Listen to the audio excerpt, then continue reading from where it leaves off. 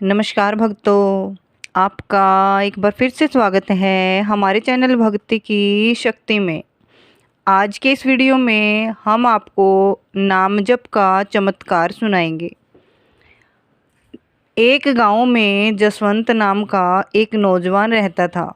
जसवंत बहुत ही गरीब था। उसका कोई परिवार नहीं था। वह अनाथ था।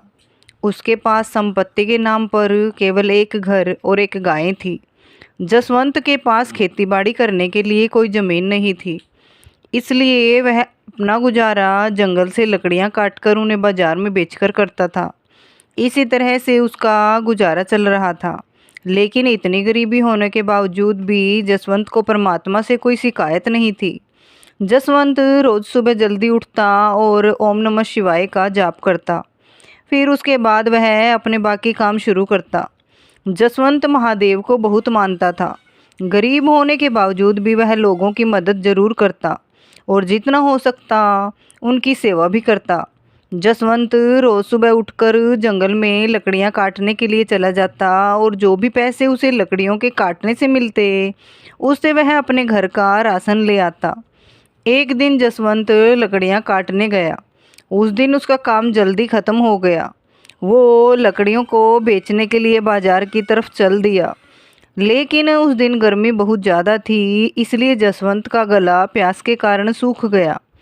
उसने आसपास देखा, लेकिन उसे कोई नदी या तालाब नहीं दिखाई दिया जहाँ वह अपनी प्यास बुझा सके। थोड़ी दूर चलने के बाद जसवंत को एक झोपड़ी नजर आई। वह उस झोपड़ी को देखकर बहुत हैरान हुआ। वह सोचने लगा, इतने भयानक और घने जंगल में यह झोपड़ी किसकी है। फिर जसवंत ने सोचा कि शायद मुझे यहाँ से पीने के पानी के लिए मिल जाए। यह सोचकर जसवंत झोपड़ी के पास गया। झोपड़ी के पास पहुंचकर जसवंत ने आवाज़ लगाई। जसवंत की आवाज़ सुनकर एक लड़की झोपड़ी से बाहर आई। उसने जसवंत से पूछा, आप कौन हो और मुझे आवाज़ क्यों लगा रहे हो। जसवंत ने उससे कहा, मैं एक लकड़हारा हूँ और मैं इस जंगल से लकड़ियाँ काट कर जा रहा था, लेकिन मुझे बहुत तेज़ प्यास लगी। मुझे आपकी झोपड़ी नज़र आई और मैंने सोचा शायद मुझे पीने को पानी मिल जाए। लड़की ने उससे कहा, आप रुको, मैं अभी आपके लिए पानी लेकर आती हूँ। यह कहकर वह लड़की अंदर गई और जसवंत के लिए पानी लेकर बाहर आई। जसवंत ने पानी पिया, जिससे उसकी प्यास बुझ गई। फिर उसने लड़की से पूछा, आप कौन हो और इस खतरनाक जंगल में क्यों रहती हो। लड़की ने कहा, मेरा नाम कविता है। मैं इस जंगल में अकेली रहती हूँ। पहले मेरे साथ मेरे दादाजी भी रहते थे, लेकिन कुछ दिनों पहले उनकी मृत्यु हो गई। जसवंत ने उसकी बात सुनकर कहा, और तुम्हारे माता पिता कहाँ हैं।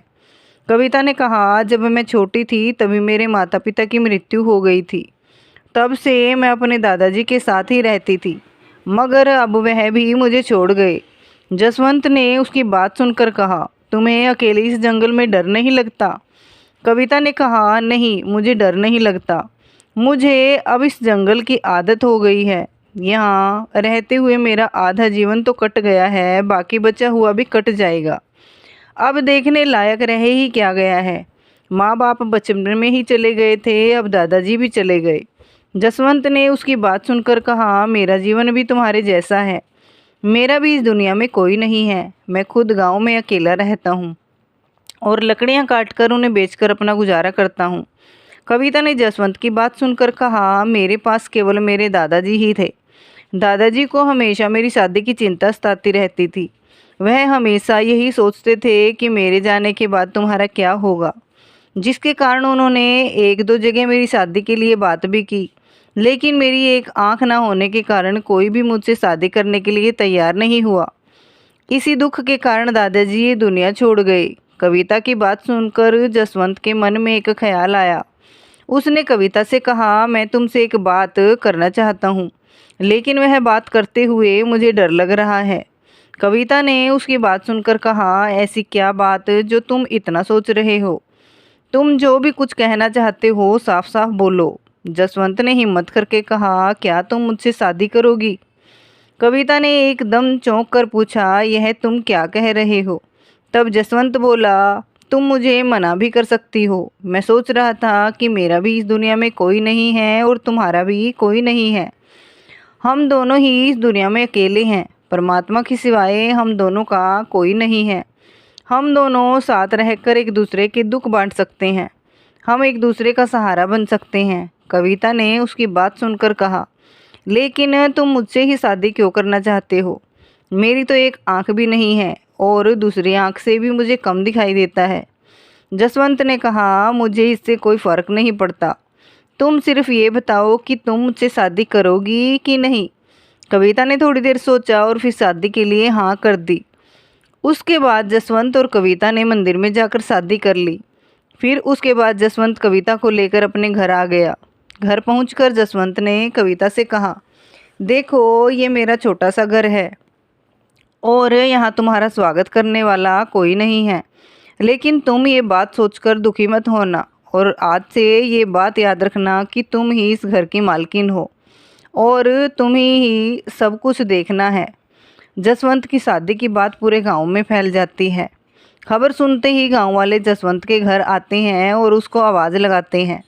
जसवंत ने उनकी आवाज़ सुनकर कविता से कहा, लगता है इनको भी हमारी शादी की खबर लग गई है, इसलिए ये मिलने आए हैं।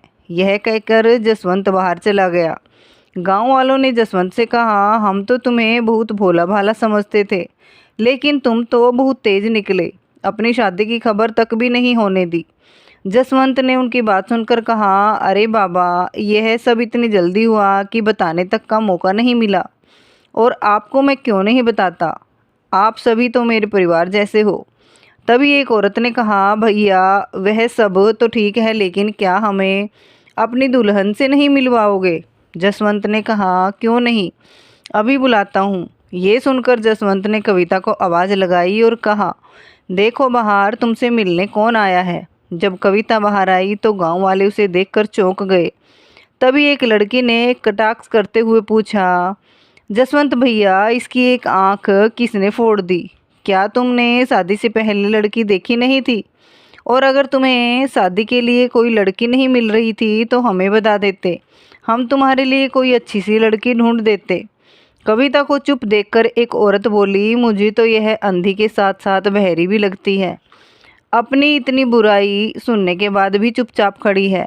सभी गांव वाले कविता का मजाक उड़ाने लगे। गांव वालों की बात सुनकर जसवंत को गुस्सा आ गया।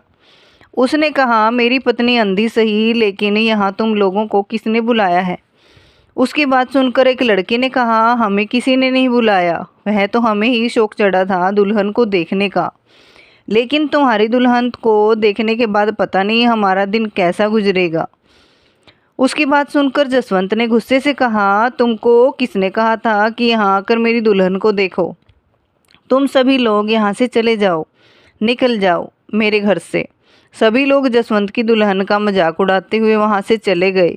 इतना कुछ होने के बाद भी कविता कुछ नहीं बोली। जसवंत उसका दर्द समझता था। जसवंत ने उसको कहा, ये लोग तो पागल हैं, तुम चिंता मत करो, भोलेनाथ सब ठीक करेंगे। जसवंत की बात सुनकर कविता थोड़ी ठीक हो गई। उसके बाद दोनों का जीवन चलने लगा। जसवंत को रोज़ सुबह ओम नमः शिवाय जपते हुए देखकर कविता को बहुत अच्छा लगता। वह भी रोज़ सुबह जल्दी उठ जाती। उसके बाद जसवंत और कविता दोनों ओम नमः शिवाय जपने बैठ जाते। ओम नमः शिवाय का जाप करने से दोनों को बहुत शांति मिलती। इस तरह से उनका जीवन चलने लगा। एक दिन कविता ने जसवंत से कहा, तुम तैयार हो जाओ, तब तक मैं नदी से पानी लेकर आती हूँ। ये कहकर कविता पानी लेने चली गई। जब वह नदी पर पानी लेने पहुंची तो नदी पर गांव की कुछ औरतें खड़ी हुई थी, जो कविता को देखकर उसका मजाक उड़ाने लगी और कहने लगी, आज इसको ऐसा सबक सिखाएंगे कि अगली बार ये पानी लेने के बारे में सोचेगी भी नहीं। फिर सभी औरतें आपस में मिलकर उसके अंधेपन का मजाक उड़ाने लगी, लेकिन कविता ने उनकी बातों का कोई जवाब नहीं दिया और चुपचाप खड़ी उनकी बातें सुनती रही। फिर जब बहुत देर हो गई तो उन औरतों ने कविता को पानी तक भरने नहीं दिया। कविता चुपचाप घर वापस चली गई। जब वह घर पहुंची तो जसवंत ने उसके खाली मटके को देखकर पूछा, तुम तो पानी भरने गई थी, फिर तुम्हारा मटका बिल्कुल खाली क्यों है? तुम पानी भरकर क्यों नहीं लाई? कविता कुछ बोले बिना घर के अंदर चली गई। जसवंत भी उसके पीछे पीछे घर के अंदर आ गया। फिर उसने कविता से पूछा, क्या हुआ? तब कविता ने कहा, जब मैं नदी पर पानी भरने गई तो गांव की औरतों ने वहां भी मेरा मजाक उड़ाया। जसवंत को उसकी बात सुनकर गुस्सा आ गया। वह उनसे लड़ने के लिए जाने लगा, लेकिन कविता ने उसे जाने से रोक दिया। तब जसवंत ने कहा, मैंने तो तुमसे शादी इसलिए की थी कि तुम्हारा जीवन सुखी हो जाएगा, पर मुझे पता नहीं था कि गांव वाले इतने नीचे गिर जाएंगे कि जो कि मजबूरी ना समझते हुए उसका मजाक उड़ाएंगे। कविता ने उसकी बात सुनकर कहा, तुम क्यों परेशान होते हो? इसमें तुम्हारी क्या गलती है? गलती तो मेरे पिछले जन्म के कर्मों की है, जो मुझे यह सब कुछ भोगना पड़ रहा है। जसवंत ने उसकी बात सुनकर कहा, तुम परेशान मत हो, भोलेनाथ सब ठीक करेंगे। उसके बाद जसवंत ने कुछ सोचा और फिर कविता से कहा, अब हम इस गांव में नहीं रहेंगे, हम इस गांव को छोड़ देंगे और शहर में जाकर रहेंगे। वहाँ मुझे कोई ना कोई काम तो मिल ही जाएगा। कविता ने उसकी बात सुनकर कहा, फिर यहाँ हमारे घर बार का क्या होगा और हमारी गाय का ख्याल कौन रखेगा? जसवंत ने कहा, तुम उसकी चिंता मत करो, पास वाले गांव में मेरा एक दोस्त है जो अपनी गाय को ले जाएगा। अब तुम ज़्यादा मत सोचो, अपने पास जो थोड़ा बहुत सामान है उसको साथ ले लो, फिर हम यहाँ से चलते हैं। हम आज रात को ही यहाँ से चलेंगे। रात के समय जसवंत और कविता सिर पर पोटली रखकर गांव से बाहर जाने लगे। तभी अचानक से उन्हें सामने एक महात्मा जी बैठे हुए नजर आए। महात्मा के चेहरे पर बहुत तेज था। जसवंत और कविता ने उन्हें देखकर उनके चरणों में माथा टेका और उनके सामने हाथ जोड़कर बैठ गए। जसवंत ने पूछा, गुरुजी आप कौन हैं और इस भयानक जंगल में क्या कर रहे हैं? महात्मा ने उनकी बात का कोई जवाब नहीं दिया और उनसे पूछा, तुम दोनों इतनी रात में कहाँ जा रहे हो? तब जसवंत ने महात्मा को सारी बात बताई। जसवंत की बात सुनकर महात्मा ने कहा, तुम अपने महादेव पर विश्वास रखो और एक दिन यहाँ मेरे पास रहो, महादेव सब ठीक करेंगे। जसवंत और कविता ने कुछ देर सोचा और फिर दोनों रुकने के लिए तैयार हो गए। जहाँ पर महात्मा बैठे हुए थे उनके पीछे ही महात्मा की झोपड़ी थी। महात्मा ने उन दोनों को वहाँ सोने के लिए कहा। तब जसवंत और कविता ने पूछा, लेकिन महात्मा जी फिर आप कहाँ सोओगे? महात्मा ने जवाब दिया, तुम मेरी चिंता मत करो, तुम अंदर जाकर सो जाओ और सुबह नित्यनेम करने के बाद मेरे पास आना। महात्मा का आदेश मानकर जसवंत और कविता अंदर सोने के लिए चले गए। सुबह 3 बजे जसवंत और कविता उठे और महादेव का नाम जपने लगे। अपना नित्यनेम पूरा करने के बाद दोनों महात्मा के पास बाहर आए। महात्मा बैठे उनका इंतजार कर रहे थे। दोनों ने महात्मा को प्रणाम किया। महात्मा ने कविता से कहा, बेटा सामने जो नदी है तुम भोलेनाथ का नाम लेकर उसमें स्नान करके आओ। कविता महात्मा की बात मानकर नदी के पास चली गई और ओम नमः शिवाय जपती हुई नदी में उतर गई। जब उसने पानी में डुबकी लगाई और उसके बाद बाहर आई तो वह जोर जोर से जसवंत को आवाज़ देने लगी। जसवंत कविता की बात सुनकर दौड़कर उनके पास पहुंचा। कविता ने खुशी खुशी जसवंत से कहा, देखो मेरी आंखों की रोशनी वापस आ गई। जसवंत को उसकी बात पर विश्वास नहीं हुआ, लेकिन जब उसने ध्यान से देखा तो उसे विश्वास हो गया कि कविता ठीक कह रही है। लेकिन इस चमत्कार के बारे में जसवंत और कविता को कुछ समझ में नहीं आया। यह बात जानने के लिए दोनों वापस महात्मा के पास गए, लेकिन जब दोनों वापस पहुँचे तो वहाँ पर वो ना थे, वह महात्मा और ना ही थी झोपड़ी। दोनों ये देखकर चकरा गए, लेकिन दोनों नाम जपने वाले थे, इसलिए वह समझ गए कि यह जो चमत्कार हुआ है वह सब महादेव का नाम जपने से हुआ है। जसवंत तो इस बात पर पहले ही बहुत विश्वास करता था, लेकिन अब कविता को भी महादेव के ऊपर पूरा विश्वास हो गया। उसके बाद जसवंत और कविता दोनों शहर में चले गए। महादेव की कृपा से जसवंत को काम भी मिल गया। जसवंत बहुत ही मेहनती और ईमानदार था, इसलिए कुछ समय के अंदर ही उसकी गरीबी दूर हो गई।